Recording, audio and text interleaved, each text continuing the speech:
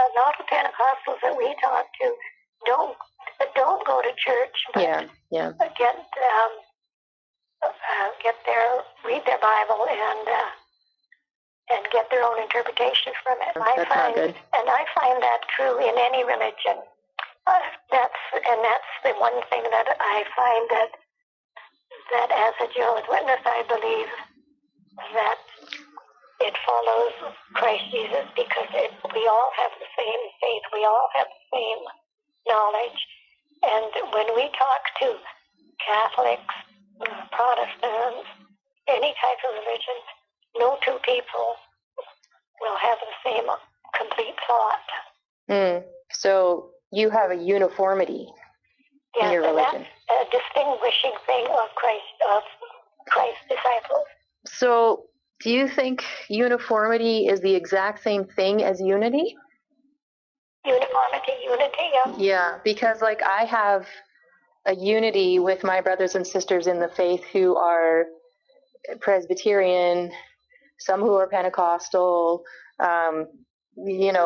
lots of different denominations, others that are Baptist, we all are in unity in the fundamentals, the core doctrines of the Christian faith. We have some peripheral areas that we disagree on, but we're still united in the faith. My best friend, we have end time views that don't agree with each other, and we can talk about it openly as sisters in Christ, and we can learn from each other. Myself, a friend of yours too, but we're not united in faith because you believe differently. And I absolutely agree. I'm so glad you said that. I agree. We are friends, but we are not united in the faith. I totally agree with that. I appreciate that you said that. So, but that's different though. Like you hold to your fundamentals are very different than my fundamentals. Well, right? The Bible speaks about truth, and truth isn't a lot of different beliefs. It's one. No. You believe one thing. Right. If you believe the sun rises in the east,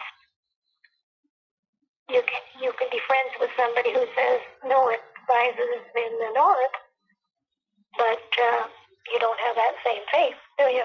Well, and if we wanted to get really technical, the sun doesn't actually rise; the earth moves around the sun. So then we're both wrong.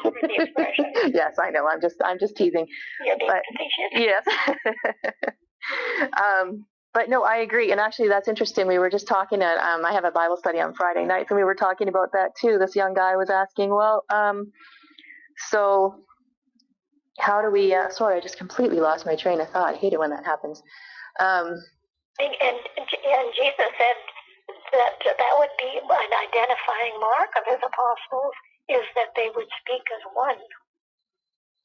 Yeah, absolutely. Yeah, and like I say with my best friend, we can absolutely speak as one. We have the secondary issues that we can disagree on, but still be united in the faith, and we explore. If you speak as one, you wouldn't have any disagreement. Well, but we're using our minds, though. The thing is, we're looking at the more difficult doctrines that, godly Christian people throughout history have struggled to agree on certain areas. And these, like I said, they're secondary issues. They're not the core fundamentals of the gospel. And so then the thing is, if I could finish before I lose my train of thought. So they grew to be a million people, over a million people. I mean, more than a million people crossed the Red Sea. Yes. That's a lot of people. And yes. They were up one phase, and the reason that... Oh, they were a mess. They had Egyptians among them even. Yes. And they were worshiping false idols, and some of them were... accepted their faith, and they went with them because they... Yeah, and then they eventually stirred up trouble. With everything that the Israelites... So they weren't really in the faith, though. They were kind of joining them for a little while, and then they went right back to their idol worshiping. And then I tried to bring the Israelites. And then they became disobedient. Yeah. So I'm trying to grab that thought that was floating around. But what I was trying to say was that what the fellow was asking was as far as truth goes and knowing the truth, there's the truth is the truth. Jehovah's truth is the truth. Period. No question. There's no debating that. It is the truth. The question is how we, as fallible human beings, are wrestling with some of the more difficult things. There are some basic things that even a child can understand in scriptures, and there are things that take a lot more discussion. Like, we could spend, years researching things about the end times. The Bible has been, it was written by God, so it's very, right. Although it's very plain, it's very easy, though, to identify what is fact and what is not fact by cross-examining it. If we pick up something in one verse and run with that, we can check in several other different places to see if what we're thinking about what we read is accurate. What she's describing here is basically the Watchtower's proof texting practice. They believe that the only way to understand the Bible is for the organization to select specific texts and piece them together to fit their doctrines. But that's not honest, logical hermeneutics. Many different groups and cults follow this same practice in order to present a tremendous number of false and fanciful ideas. You can probably also hear how she has no idea what unity in Christ looks like, as compared to the lockstep, unquestioning following of an imperfect, in their words, organization's teachings that are always changing. Right, and that's exactly what we've been talking about. All those, every cross-reference then has to agree.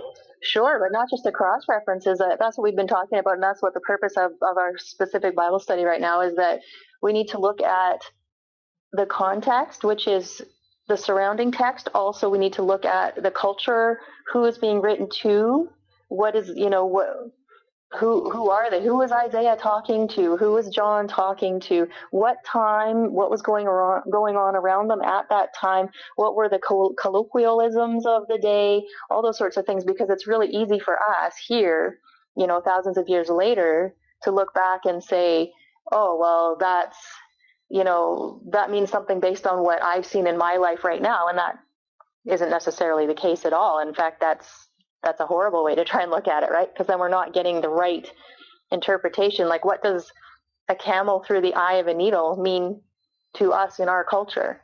It means nothing, right? It doesn't have any, it's just weird. Yeah. But it was a colloquialism in that day that came from, I think, India, the elephant through the eye of a needle. So there was a purpose for it. It's just talking about the impossibility of it. But we look into that stuff, right? And that helps us to understand the context of what the scripture says. And 66 books of the Bible, that's a lot of content, a lot of very deep content. Yeah. So we can definitely read over verses and do the cross references and say, yeah, okay, I've got a sense of what that is. But then if you keep doing it, and actually this is something we've been encouraged to start doing, and I need to start doing it, is to start with maybe a small book of the Bible and read through it every day for a month, that one thing over and over and over again. And as you do it, you actually get more and more out of it. So the stuff that you got the one time around, is great, but it's also very light, like it's a basic truth. But as we keep going, more things stand out, and we get to see the development, and we get to see the context better, and we can keep going through it. We seem to not really have any. We seem to be drifting further and further apart in our discussions. Yes. And I don't see where it's heading. You know what I mean? Oh, okay. Well, I just thought we were getting to know each other, and like I said, I asked a ton of questions. I got you clarified some things about Watchtower beliefs. That's really helpful. I can pass that on to the friends I was talking with. Mm-hmm. And I hope you. What I'm trying to establish is we should, between the two of us, talking back and forth, mm-hmm. we should be able to come to some sort of agreement on something as to what is the Bible's point of view on this, and mm-hmm. what is it that, or is it this? Mm-hmm. Which is it? And I explain. You ask a question, and then I get you. You get. I explain it, and then you said, "Well, I get it," but then I don't get to see. I don't get to understand. Well, do you agree with that, or do you disagree? And if you disagree, what scriptures bring up? What scriptures can you bring out that point to that disagreement? You know what I mean? We haven't gone that far. Oh, I think we've done that quite a bit over the months. You don't remember those? Well, have we agreed on anything? We agree on some things. As you can probably tell, she's getting frustrated with me by this point because I'm not just eating up everything that she has to teach me. Instead of engaging with the counterpoints that I've been making, she's backing away and starting to give up.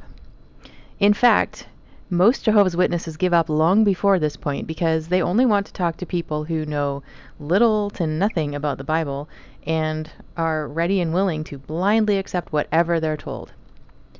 Thankfully, my Jehovah's Witness friend is very old school, so she's a lot more willing to have more detailed discussions and even some disagreements. At this point, we had been talking for quite a few months, and she still hadn't been able to get to a point of suggesting that we start an official Bible study, which is really a Watchtower material study, not a Bible study. It's possible she was starting to get some pressure from her Kingdom Hall to move things forward, and she just wasn't seeing the opportunity for that with me. But don't worry, I was able to convince her to keep talking with me at this point. She wasn't totally ready to give up on me yet. I don't think we agree on the fundamentals. Like you said, that we are of two different religions. We're definitely not like sisters in the faith or anything. But there are areas where we agree, and there are areas where we disagree. But that's what I think makes our conversations really interesting, and why I really, well, one of the reasons why I also think you're very sweet. But one of the reasons why I enjoy talking with you is that you're obviously, very intelligent and very well spoken, and you know your doctrine well, and so I enjoy talking with you about that. I'm not. I enjoy talking with you too. Now, don't get me wrong in that regard, but like I still can't get a complete. I still can't get a complete picture on why. I understand what you believe, but I can't get a complete picture on why you believe that. Okay. Do you have any? Why do you think I believe what I believe?